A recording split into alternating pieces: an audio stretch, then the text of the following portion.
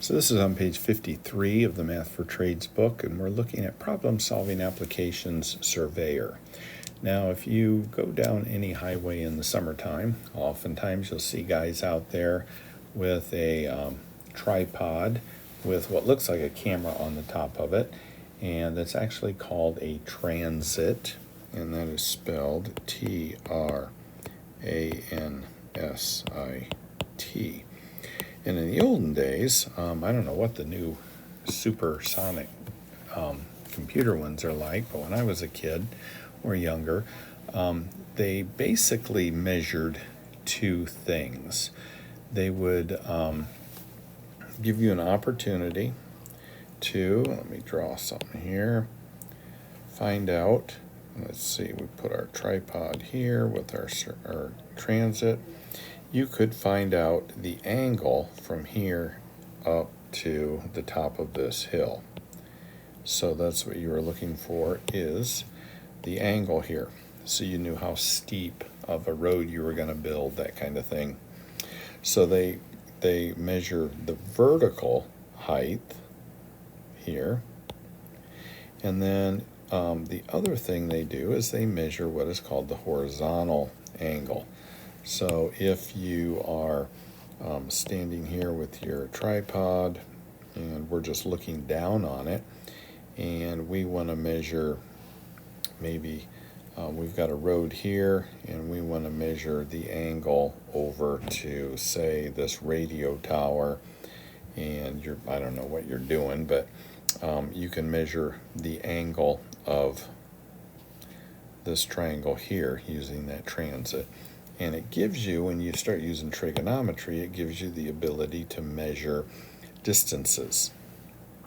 So one of the things that we use transits for, and one of the things we use geometry and trigonometry for, is, let's say that you're building a cabin. Well, you want, now let me draw this again. You want all four sides of your cabin to be 90 degrees, right? Because then it would be considered square. So you want this angle to be 90, this angle to be 90, this one, and this one. Well, there's a handy-dandy way in order to make that happen.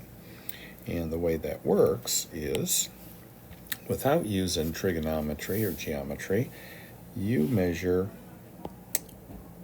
3 feet here, you measure 4 feet here, put a stake in the ground for those measurements, and if the measurement from there to there is 5 feet, then this is a 90-degree angle. If it's not 5 feet, you have to change, like this angle. If you had this over here and you measured 3 feet, it's not going to be a 90-degree angle because that distance is not going to be 5 feet. Only if it's on a 90-degree angle will that distance from here to here be 5 feet. So that's the way most people find out whether or not the corners of their house or their cabin or garage or whatever they're building is squares, because of the angles. It also works if you were to measure in multiples of 3. So if you wanted it more accurate, let's say instead of 3 feet like we have here, we do 6 feet, and instead of 4 feet like we have here, we have 8 feet. Then that means that this distance has to be what? 10 feet. So I doubled my 3, I doubled my 4, which means I double my 5. And a lot of people will do it with this longer line because it's going to give more accurate than really, a short distance here, giving you 5 feet. By going 6 and 8 and 10, it gives you more. And if you went from to 12, and this then would be 16, and then this would be 20. So you can go as big as you want. It just has to be multiples of 3, 4, and 5. So that's one of the ways that we use angles and to find distances and to find out if things are square, that kind of thing. So let's see here. I'm going to get rid of that. And let's go to this triangle. And it says at the bottom of the page there on page 53, or at least right above that picture there, it says that if we have a right angle means that the triangle has a 90-degree angle in it, and then it's called a right triangle. If any right angle with a 30-degree angle, so we've got a right triangle with a 30-degree angle here. If you remember from old math, if you add up all three angles here in a triangle, you get 180 degrees. So if this is 90 and this is 30, that's 120. Add another 60 and that gives you 180. So that triangle there is called a 30, 60, 90 triangle. So if you have a triangle where one of the angles is 30 degrees, the side opposite this would be half of this length. So that means that if this length here were 12, you would know that this length right here is going to be half of that. Okay? So the side opposite the angle, opposite the 30-degree angle, the short side of a 30-degree angle will always be half of the longest side. So if that helps you to remember. So the short side is half longest side. And if you remember, the longest side is also called the hypotenuse. So that's what they're telling you in that first part.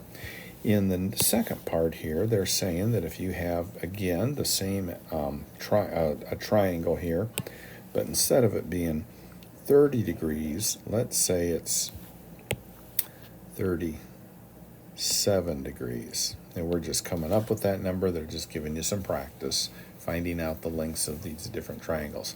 So that's a 37-degree angle. That means the side opposite would be 3/5 whatever this length is. So if this were 12, then this opposite side here would be 3/5 times 12. So that would be 36 over 5, or if you made this into a mixed number, it would be 7 1/5 if this one were 12. Okay, so that's all they're teaching you in that one there. Brings you to the problem solving on page 54, where they give you different triangles. So if you remember, like on number 1, gave us a triangle, 30-degree angle. It says that this is, whenever you put this little square there, it means that it's a 90-degree angle.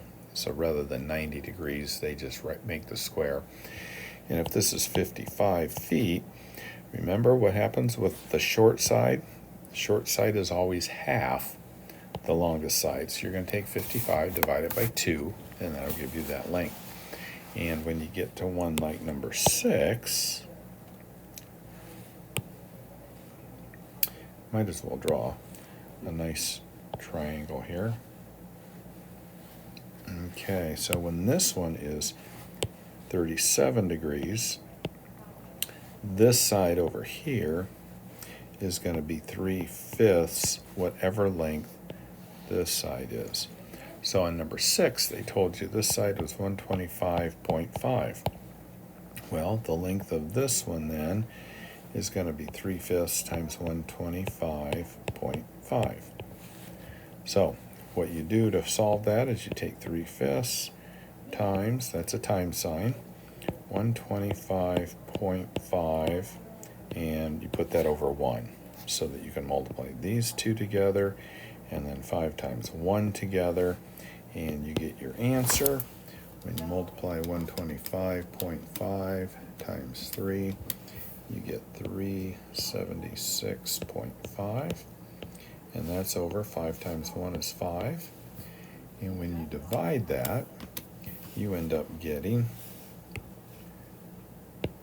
75.3. Or I'm sorry, that's not 75.3, is it? It's 75.3 feet. So when this length is 125.5, this length is 75.3. So that's what they're asking you to do for 1 through 8 in lesson, or on page 54.